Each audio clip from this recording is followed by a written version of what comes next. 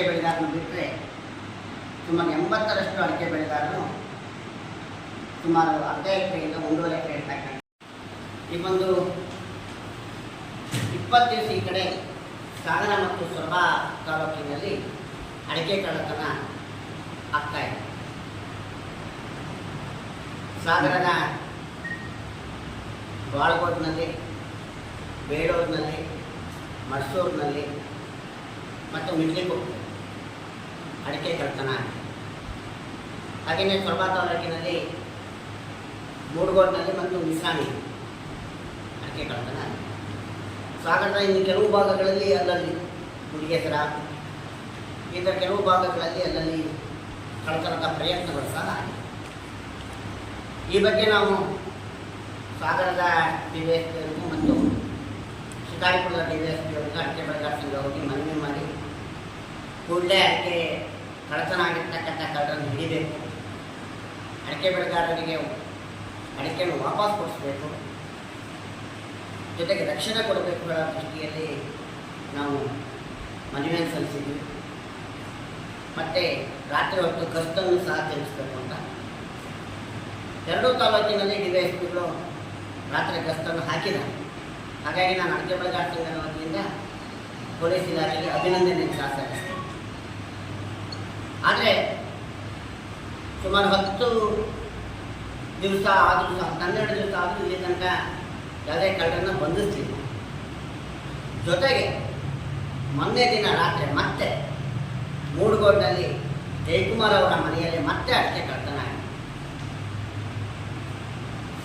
ಈಗ 12 ದಿವಸದಿಂದ ಸುಮಾರು 7ರಿಂದ 8 ಲಕ್ಷ ರೂಪಾಯಿ ಮೌಲ್ಯದ ಅಡಿಕೆ ಕಳ್ಳತನ ಆಗಿತ್ತು.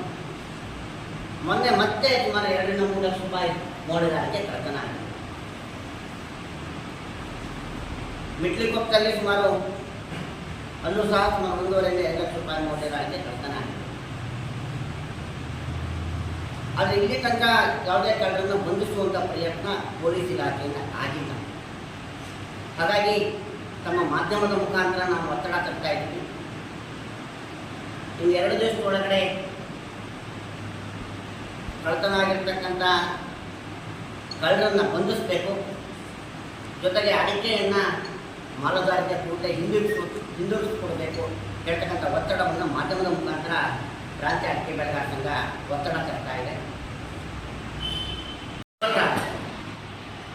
ಅಡಿಕೆ ಬೆಳೆಗಾರರಿಗೆ ನ್ಯಾಯ ಕೊಡಿಸಲು ಆಗದೇ ಇದ್ದ ಪಕ್ಷದಲ್ಲಿ ನಾವು ನ್ಯಾಯಕ್ಕಾಗಿ ಅಡಿಕೆ ಬೆಳೆಗಾರ ಸಂಘ ಮುಂದಿನ ಉಗ್ರ ಹೋರಾಟವನ್ನು ಮಾಡಬೇಕಾಗ್ತದೆ ಹೇಳ್ತಕ್ಕಂಥ ಎಚ್ಚರಿಕೆಯನ್ನು ಸಹ ತಮ್ಮ ಮುಖಾಂತರ ನಾವು ಪೊಲೀಸ್ ಇಲಾಖೆಗೆ ಕೊಡ್ತಾ ಇದ್ದೀವಿ. ಇದರ ಜೊತೆಗೆ ತಮ್ಮ ಗಮನಕ್ಕೆ ಒಂದು 3-4 ಲಕ್ಷ ಉತ್ಪನ್ನ ಇರ್ತಕ್ಕಂಥ ಅಡಿಕೆ ಕಳ್ಳತನ ಆಗ್ಬಿಟ್ರೆ ಜೀವನ ಮಾಡೋದೇ ಅಡಿಕೆ ಬೆಳೆಗಾರರಿಗೆ ಕಷ್ಟ ಆಗ್ತಾ ಇದೆ. ಇದ್ರ ಜೊತೆಗೆ ಒಂಟಿ ಮನೆಗಳು ನಮ್ಮ ಸಾಗರ ಮತ್ತು ಹೊಸನಗರ ಭಾಗಗಳಲ್ಲಿ ಜಾಸ್ತಿ ಇದ್ದಾವೆ.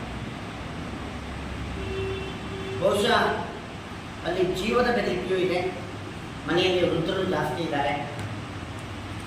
ಹಾಗಾಗಿ ಅಡಿಕೆ ಬೆಳೆಗಾರರಿಗೆ ಈಗ ಒಂದು ಅಡಿಕೆ ಕಳ್ಳತನದಿಂದ ಜೀವನದ ಸಮಸ್ಯೆ ಪ್ರಾರಂಭ ಆಗ್ತಾ ಇದೆ, ಜೊತೆಗೆ ಜೀವದ ಸಮಸ್ಯೆ ಆಗ್ತಾ ಇದೆ. ಹಾಗಾಗಿ ಪೊಲೀಸ್ ಇಲಾಖೆ ಎಚ್ಚೆತ್ತುಕೊಂಡು ಅಡಿಕೆ ಬೆಳೆಗಾರರ ಜೀವ ರಕ್ಷಣೆ ಮತ್ತು ಜೀವನದ ರಕ್ಷಣೆ ಎರಡನ್ನೂ ಮಾಡಿಕೊಡಬೇಕು ಹೇಳ್ತಕ್ಕಂಥ ಒತ್ತಡವನ್ನು ಸಾಗರ ಪ್ರಾಂತ್ಯ ಅಡಿಕೆ ಬೆಳೆಗಾರ ಸಂಘ ತಮ್ಮ ಮುಖಾಂತರ ಕೇಳ್ಕೊತಾರೆ. ಸಂಘ ಈ ಬಗ್ಗೆ ಹೋಗಿ ಅವ್ರಿಗೊಂದು ಮನವಿಯನ್ನು ಕೊಟ್ವಿ. ಅವರು ಕೂಡಲೇ ನಮಗೆ ಸ್ಪಂದನ ಮಾಡಿ ಸಂಬಂಧಪಟ್ಟ ಹಿರಿಯ ಅಧಿಕಾರಿಗಳಿಗೆ ಮಾತನಾಡಿ ಕೂಡಲೇ ಹಿಡಿಬೇಕು ಅಂತ ಅವರು ಒತ್ತಡವನ್ನು ತಂದಿದ್ದಾರೆ. ಹಾಗಾಗಿ ನಾನು ಶಾಸಕರಿಗೂ ಸಹ ತಮ್ಮ ಮುಖಾಂತರ ಅಭಿನಂದನೆಯನ್ನು ಸಲ್ಲಿಸ್ತಾ ಇದ್ದೀನಿ. ಅಡಿಕೆ ಬೆಳೆಗಾರರಲ್ಲಿ ಒಂದು ವಿನಂತಿ, ದಯಮಾಡಿ ಅಡಿಕೆಗಳನ್ನು ಮನೆಯಲ್ಲಿ ಇಟ್ಕೊಳ್ಬೇಡಿ. RMCಯಲ್ಲಿ ಎಲ್ಲ ಥರದ ಸೆಕ್ಯೂರಿಟಿ ಇದೆ, ಗೋದಾಮಿನ ವ್ಯವಸ್ಥೆ ಇದೆ. ದಯಮಾಡಿ APMCಗೆ ತಂದು ಮಾಲನ್ನು ಇಡಿ, ನಿಮ್ಗೆ ಬೇಕಾದಾಗ ಕೊಡ್ಬೋದು. ಮನೆಯಲ್ಲೇ ಅಡಿಕೆಯನ್ನು ಇಡದೆ ಕಳ್ಳತನಕ್ಕೆ ಅವಕಾಶವನ್ನು ಮಾಡಿಕೊಡ್ಬೇಡಿ ಅಂತಕ್ಕಂಥ ಮನವಿಯನ್ನು, ಕಳಕಳಿಯ ಮನವಿಯನ್ನು ನಾನು ತಮ್ಮ ಮುಖಾಂತರ ಅಡಿಕೆ ಬೆಳೆಗಾರರು ಮಾಡ್ತಾ ಇದ್ದೀನಿ. ಯಾವುದೇ ಚುನಾವಣೆಗಳು ಬಂದಾಗ ನೀವು ವೆಪನ್ ಡೆಪಾಸಿಟ್ ಮಾಡಬೇಕು. ಏನಾಗಿದೆ, ಈ ಮೊನ್ನೆ ಒಂದು ದಕ್ಷಿಣ ಕನ್ನಡದ ಕೋರ್ಟ್ ತೀರ್ಪು ಕೊಟ್ಟಿದೆ. ಮೊನ್ನೆ ನೀವು ಅನುಮತಿ ಪರವಾನಗಿಯನ್ನು ಇಟ್ಕೊಂಡಿರ್ತಕ್ಕಂಥ ಬೆಳೆ ರಕ್ಷಣೆ ಅಥವಾ ಆತ್ಮರಕ್ಷಣೆ ಅಥವಾ ಪ್ರಾಣಿಗಳ ರಕ್ಷಣೆಗೆ ತಗೊಂಡಿರ್ತಕ್ಕಂಥ ವೆಪನ್ಗಳನ್ನು ನೀವು ಪರೀಕ್ಷಿಸಲು ಇಟ್ಟುವಾಗಿಲ್ಲ. ಅವ್ರಿಗೆ ಯಾರು ರಕ್ಷಣೆ ಕೊಡ್ತಾರೆ? ಎಲ್ಲ ನಿಬಂಧನೆಗಳನ್ನು ಒಪ್ಪಿ ಅವರು ಬಂದೂಕನ್ನು ಇಟ್ಟಿರ್ತಾರೆ. ಅಕ್ರಮವಾಗಿ ಉಪಯೋಗಿಸಿದ್ರೆ ಕಾನೂನು ಪ್ರಕಾರ ಶಿಕ್ಷೆ ಆಗ್ತದೆ, ಎಲ್ಲ ಬರ್ಕೊಟ್ಟಿರ್ತಾರೆ.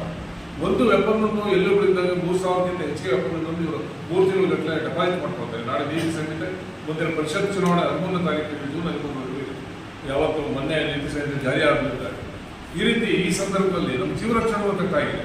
ಒಂದು ವೆಪನ್ ಇದ್ರೆ ಒಂದು ಊರಿನಲ್ಲಿ ನೀವು ಅದನ್ನ ಹೆದರ್ತಾರೆ, ಯಾರಾದ್ರೂ ವೆಪನ್ ಇದೆ ಬಂದೂಕಿದೆ ಅಂತ. ಎಲ್ಲಾ ಬಂದೂಕುಗಳನ್ನು ಇಡೀ ಜಿಲ್ಲೆ ಒಳಗೆ ಪೊಲೀಸ್ ಸ್ಟೇಷನ್ ಡೆಪಾಸಿಟ್ ಆಗಿದೆ. ಈ ಬೆಳೆ ನಮ್ಮ ಕೈಲಿರೋ ಅಲ್ಲಿ ಎಲ್ಲ ಬೆಳೆ ಇರ್ತಕ್ಕಂಥ ಇದ್ರ ಕೋರ್ಟ್ಗಳು ಕೂಡ ತೀರ್ಪು ಕೊಟ್ಟಿದೆ. ಇದ್ರ ಪೊಲೀಸ್ ಇಲಾಖೆ ನಾವು ಮನವಿ ಕೂಡ ಕೊಟ್ಟಿದ್ದೇವೆ ಡಿವೈಸ್ಪರಿಗೆ. ಇಲ್ಲ ಅನುಮತಿ ಕೊಡ್ತೇವೆ ಹೇಳ್ತಾರೆ, ಅದನ್ನ DC ಪರ್ಮಿಷನ್ ಆಗ್ತದೆ.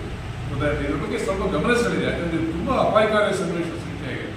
ನಮ್ಗೆ ಎಲ್ಲಾ ಕಂಡೀಷನ್ ಬರ್ಕೊಟ್ಟು ಎಲ್ಲ ಪರವಾನಗಿ ತಗೊಂಡಿಟ್ಕೊಂಡಿದ್ದೀವಿ. ಅವ್ರು ಹೇಳಿದ್ರೆ ಅಪರಾಧ ಹಿನ್ನೆಲೆ ಇರೋರು ಮಾತ್ರ ಶಸ್ತ್ರಾಸ್ತ್ರಗಳಿಂದ ಮತ್ತೊಂದು ಹಾಕೋ ಅವ್ರ ಬಗ್ಗೆ ನೀವು ಗಮನ ತಗೊಂಡಿರ್ತೇವೆ. ಅಪರಾಧ ಹಿನ್ನೆಲೆ ಎಂದಿದ್ದವ್ರನ್ನೆಲ್ಲ ನೀವು ಯಾಕೆ ಪೊಲೀಸ್ ಸ್ಟೇಷನ್ ಇಟ್ಕೊತೀರಿ? ಇದ್ರ ಬಗ್ಗೆ ಸ್ವಲ್ಪ ಗಮನ ಸೆಳೆಯಬೇಕು. ಯಾಕೆ ನಾವು ಅನೇಕ ಸಾರಿ ಇದನ್ನು ಕೊಟ್ಟಾಗ ನೀವು ನ್ಯಾಯ